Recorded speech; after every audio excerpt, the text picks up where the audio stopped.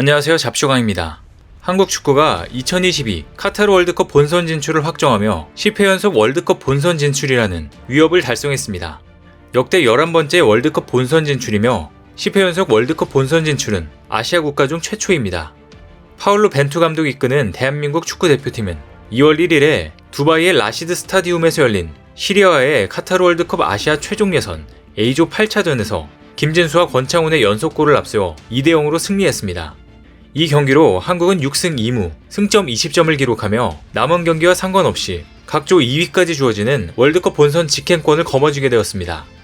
이로써 한국 축구는 1986년 멕시코 대회부터 10회 연속 및 통산 11번째 월드컵 본선 진출을 이루게 됐습니다. 월드컵 역사상 10연속 진출은 브라질, 독일, 이탈리아, 아르헨티나, 스페인 등 5개국에 불과합니다. 한국은 아시아 최초로 10연속 진출 클럽에 가입한 것인데요. 이는 정말로 대단한 업적입니다. 실제로 그동안 월드컵 최종 예선은 늘 위기의 연속이었는데요. 1994년 미국 월드컵 예선은 벼랑 끝에서 살아난 경기입니다. 한국은 카타르 도하에서 열린 최종 예선에서 조 3위로 본선 진출이 불투명했었습니다.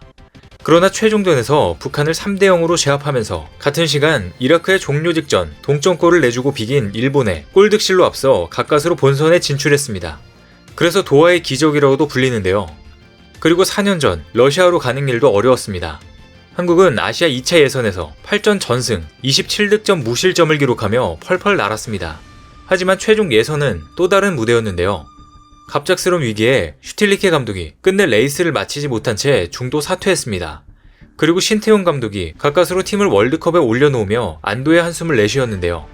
이번 최종 예선도 결코 쉽지 않을 것으로 예상됐었습니다. 한국은 조편성부터 아시아 최강으로 꼽히는 이란과 한 조에 묶였습니다. 그리고 동시에 아랍에미리트, 이라크, 시리아, 레바논과 A조에 묶이면서 악명 높은 중동 원정, 침대 축구와 마주하게 됐습니다. 지난해 9월 홈에서 열린 이라크와의 첫 판에서 무승부를 기록하면서 그 우려는 현실이 되는 듯 했는데요. 그러나 한국은 경기력을 정상 궤도로 끌어올리며 차곡차곡 승점을 쌓았습니다. 에이스 손흥민이 그라운드 안팎으로 팀을 이끌었습니다. 비록 대회 중 손흥민, 황의조, 황희찬 등이 부상으로 이탈한 상황이 있었지만 흔들리지 않았습니다. 마침내 한국은 시리아를 꺾으며 대망의 10연속 월드컵 진출을 확정했습니다. 이렇게 한국이 월드컵 진출을 확정하면서 A조는 마무리된 듯 보이나 아시아 최종 예선 B조는 아직도 혼돈의 상황이 연출되고 있는데요. 사우디, 일본, 호주, 오만, 중국, 베트남이 속해 있는 B조에서는 현재까지도 월드컵 최종 진출 국가가 나오지 않은 상황입니다. 현재 1위를 달리고 있는 사우디아라비아는 최근 일본과의 경기에서 2대0으로 패하면서 월드컵 본선 진출 확정을 하지 못했는데요. 사우디는 이날 일본에 승리하면 2경기를 남기고 최소 조 2위를 확보해 B조에서 가장 먼저 월드컵 본선 진출을 확정할 수 있었습니다. 하지만 일본 원정에서 최종 예선 첫 패배를 당하며 뜻을 이루지 못했고 B조의 순위 싸움은 더욱 치열해졌습니다. 한편 일본은 3차전까지 오만, 사우디아라비아의 덜미를 잡히며 1승 2패에 그쳐 본선 탈락 위기에 몰렸으나 이후 5연승을 달리면서 승점 18점을 쌓아 B조 2위를 유지했습니다. 카타르 월드컵 아시아 최종 예선에서는 각 조 1, 2위가 본선에 직행하는데요. 그리고 조 3위끼리는 플레이오프를 치른 뒤 승자가 대륙간 플레이오프에서 남미 예선의 5위 팀과 카타르행 티켓을 놓고 겨루게 됩니다. B조는 호주가 3위로 사우디와 일본을 맹추격하고 있어 세 팀의 본선 직행 경쟁이 더욱 뜨거워질 것으로 보입니다. 이렇게 B조에 치열한 경쟁이 펼쳐지고 있는 와중에 일본은 이들 중에 본인들이 카타르 월드컵에 진출할 것이라며 벌써부터 김칫국을 마시고 있습니다. 페르시안 풋볼의 보도에 따르면 일본 축구협회가 카타르 월드컵 본선 진출을 예감하고 이미 이란에 오는 6월 친선전을 갖자고 제안한 것으로 알려진 것인데요. 이란은 아시아에서 가장 먼저 카타르행 티켓을 손에 넣은 상황입니다. 이미 월드컵 본선에 가는 여러 팀들이 이란에게 친선전을 제안하고 있는데요. 하지만 일본의 상황은 다릅니다. B조 3위인 호주가 맹추격 중으로 누가 본선에 진출할지 아직 모르는 상황인데요. 아직 월드컵 본선행을 확정짓지도 않은 상황에서 일본 축구협회가 이란 축구협회에게 친선전을 제안한 것은 매우 오만하며 성급했다는 지적이 잇따라 나오고 있습니다. 이런 와중에 함께 B조에 속해 있는 중국은 최악의 상황을 맞이하고 있는데요. B조에 속한 국가들 중에서 중국이 이길 수 있을 만한 국가는 오만이나 베트남 정도였습니다. 사실상 현재 중국 축구는 몰락한 상태이기 때문에 그마저도 기대하는 사람이 없었는데요. 그리고 그럴 리도 없겠지만 중국이 남은 경기를 모두 이긴다면 월드컵 본선 진출 마지막 가능성인 플레이오프 진입도 시도해볼 수 있는 상황이었습니다. 그런데 하필이면 한국이 월드컵 본선 진출을 결정한 날 중국은 박항서 감독이 이끄는 베트남에게 참패를 당하며 마지막 남은 한 가닥 희망까지 바로 끊겨버린 것입니다.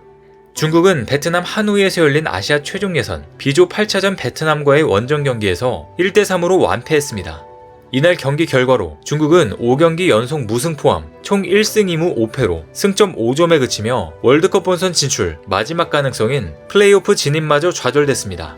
이제는 베트남과 B조 꼴찌를 다투게 된 상황인데요.